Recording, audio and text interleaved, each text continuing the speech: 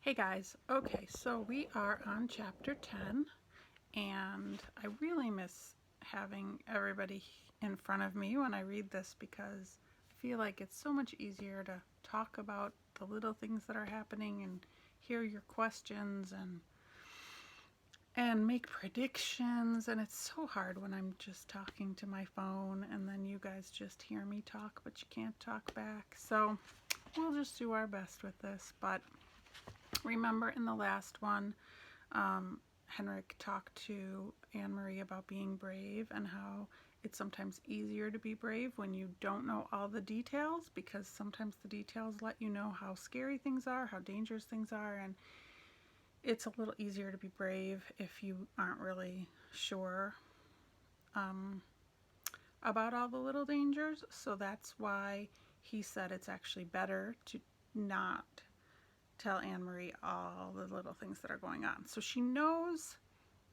that they're lying to her, but they're not lying to her to be mean. They're lying to her to make her feel safer and not let her know all the things that she should be worried about. So she knows that there's these people in her house that aren't really her relatives. They're not really there for a wake. There isn't a wake because there is no great Aunt Berta, but she doesn't know what's going on. She does know that it has something to do with helping Ellen and Ellen's parents, who have now shown up to escape from the Nazis. So, that's the most important part, is trying to make sure Ellen's safe. And so she's just kind of going along with it, and she's kind of letting Ellen also think that there's a great Aunt Berta and that everything's fine, because she didn't want Ellen to worry either. But at the end of the last chapter, we got the wonderful surprise that Ellen's parents showed up, so that's awesome. Ellen is so excited to have her parents there.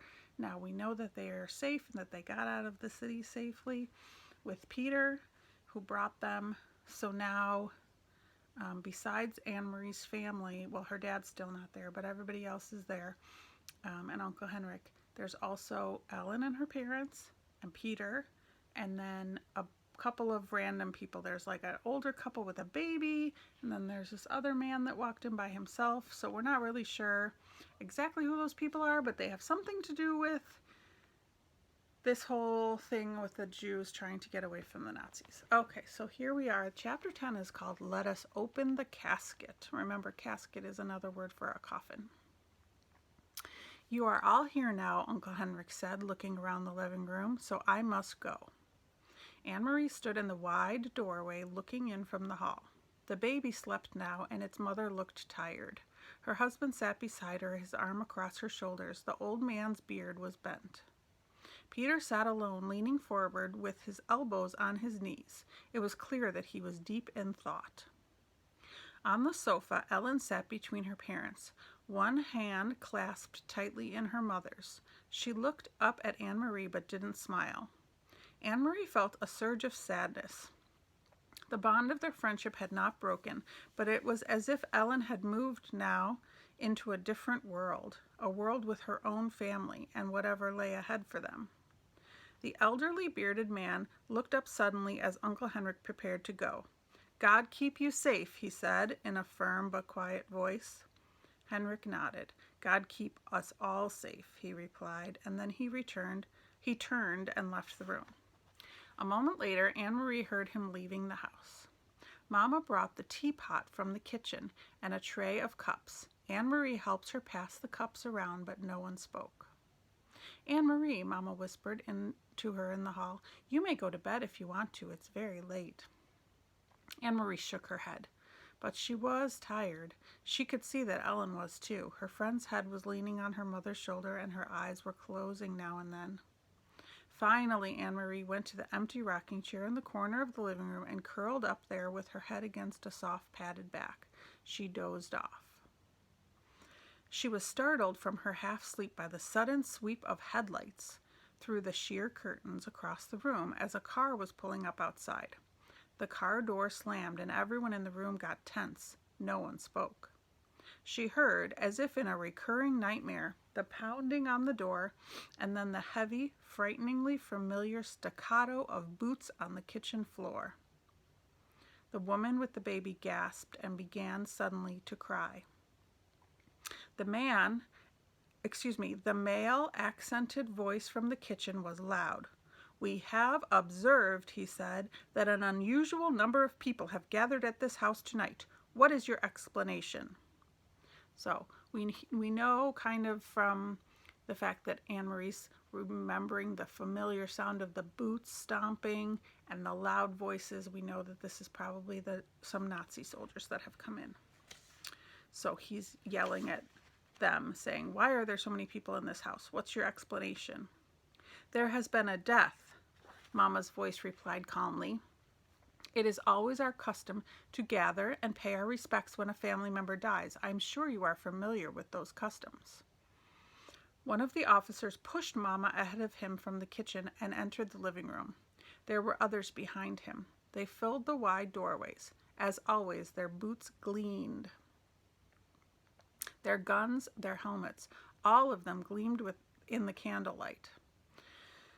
Anne-Marie watched as the man's eyes moved around the room. He looked for a long time at the casket. Then he moved his gaze, focused on each person in turn, and when his eyes reached her, she looked back at him steadily. "Who died?" he asked harshly. No one answered. They watched Anne-Marie, and she realized that the officer was directing the question at her. Now she knew for certain what Uncle Henrik had meant when he had talked to her in the barn. To be brave came more easily if you knew nothing. So what she's saying is, if he said who died, and she really did believe that there was a great Aunt Bertha that died, then she would just have answered him, and she wouldn't have felt like that was a dangerous thing to do. But because she knows the truth, and she knows it's a lie, now when this scary soldier asks her who's in the casket, who died, now she knows she's lying to him, and now she's scared about that, right? So this is what Uncle Henrik was talking about, that if she believed that there was a great Aunt Bertha, she would be more easily brave when this time came. But now she does know the truth, so she has to kind of be brave anyway, even though she realizes that it's scary and that she's actually lying to the officers. So, where was I? So she swallowed. "My great Aunt Bertha," she lied in a firm voice. The officer moved forward suddenly across the room to the casket. He placed one gloved hand on its lid. "Poor great Aunt Bertha," he said in a condescending tone. That means he was like being kind of sarcastic. Like he doesn't feel sorry for them about their great Aunt Bertha. He's like, "Oh, poor Aunt Bertha," right? He's kind of being rude about it. "I do know your customs," he said, turning his gaze toward Mama, who stood still in the doorway. "And I know it is a custom to pay one's respect by looking your loved one in the face. It seems strange to me that you have closed the coffin so tightly." His hand was in a fist, and he rubbed it across the edge of the polished lid. "Why is it not open?" he demanded. "Let us open it up and take one long last look at great Aunt Bertha." Anne-Marie saw Peter across the room stiffen in his chair, lift his chin, and reach slowly with one hand toward his side. Mama walked quickly across the room, directly to the casket, directly to the officer. "You're right," she said. "The doctor said we should keep it closed because great Aunt Bertha died of typhus, and he said that there was a chance that the germs could still be in there, and it would be dangerous. But what does he know? He's only a country doctor, and he's an old man too. Surely typhus germs wouldn't linger on a dead person. And dear Aunt Bertha, I've been really wanting to see her face again, to kiss her goodbye. Of course, you're right, officer. Let us open the casket. I'm glad you suggested it." But with a swift motion, the Nazi soldier slapped Mama across her face. She staggered backwards, and there was a white mark on her cheek that got darker. "You are a foolish woman," he said, "to think that we have any interest in seeing the body of your dead aunt.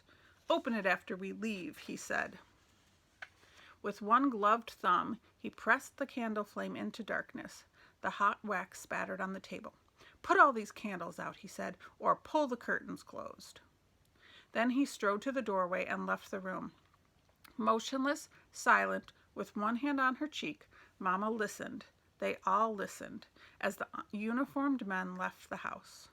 In a moment, they all heard the car doors, the sound of its engine, and finally they heard it drive away. "Mama!" Anne-Marie cried. Her mother shook her head quickly and glanced at the open window, covered only by the sheer curtain, and Anne-Marie understood. There might still be soldiers outside watching and listening. So I hope you understood what just happened. So there was no great Aunt Bertha in the coffin, right? And we all know that. And the soldier kind of suspected that maybe he wasn't sure if this was all true. So he wanted to open the coffin and look. So Mama didn't want him to do that. So she could have said, no, don't open the coffin. But then he would have been suspicious, right? Because he would have known she was trying to hide something.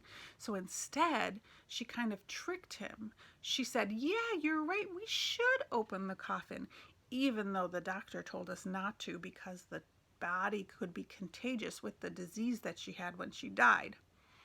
But I think we should open the coffin. That's what Mama said. But she was hoping that the officer would say, oh, no. If the body might give me a disease, I don't want you to open it, right?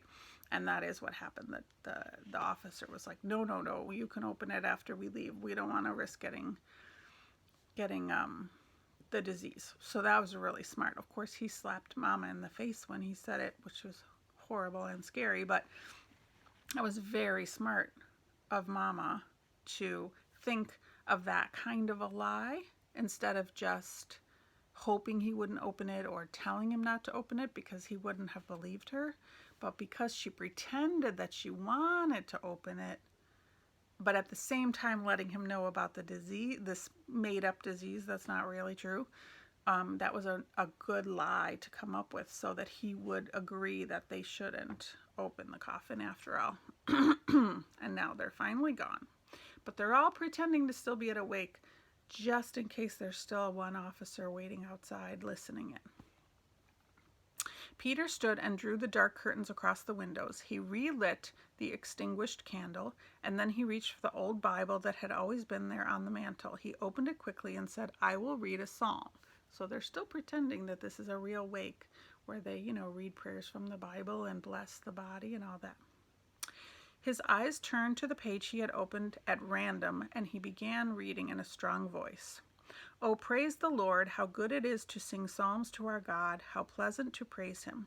The Lord is rebuilding Jerusalem. He gathers in the scattered sons of Israel, and it is he who heals the broken in spirit and binds up their wounds, he who numbers the stars one by one.